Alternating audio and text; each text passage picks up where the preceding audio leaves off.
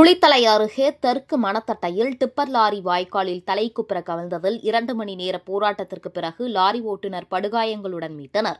கரூர் மாவட்டம் குளித்தலை தெற்கு மணத்தட்டை பகுதியைச் சேர்ந்தவர் காமராஜ். அவர் புதிய வீட்டு கட்டுமான பணிக்காக எம்சான் புக்கிங் செய்துள்ளார்.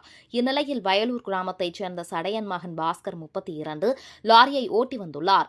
அயர்மலையில் உள்ள மணல் குவாரியில் எம்சான் ஏற்றிக்கொண்டு தெற்கு மணத்தட்டை காமராஜர் வீட்டிற்கு வருவதற்காக லாரியை குறுகிய பாதை வழியாக இயக்க முயன்றார். எதிர்பாராத விதமாக லாரி கட்டுப்பாட்டை இழந்து அருகில் உள்ள வாய்க்காலில் தலைகீழாக கவிழ்ந்து விபத்துக்குள்ளானது.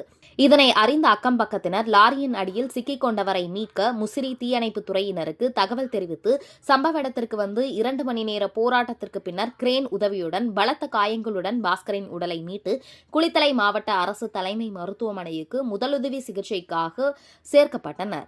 மேலும் கரூர் அரசு கல்லூரி மருத்துவமனைக்கு அனுப்பி வைக்கப்பட்டனர். இச்சம்பவம் குறித்து குளித்தலை போலீசார் வழக்கு பதிவு செய்து விசாரணை மேற்கொண்டு வருகின்றனர்.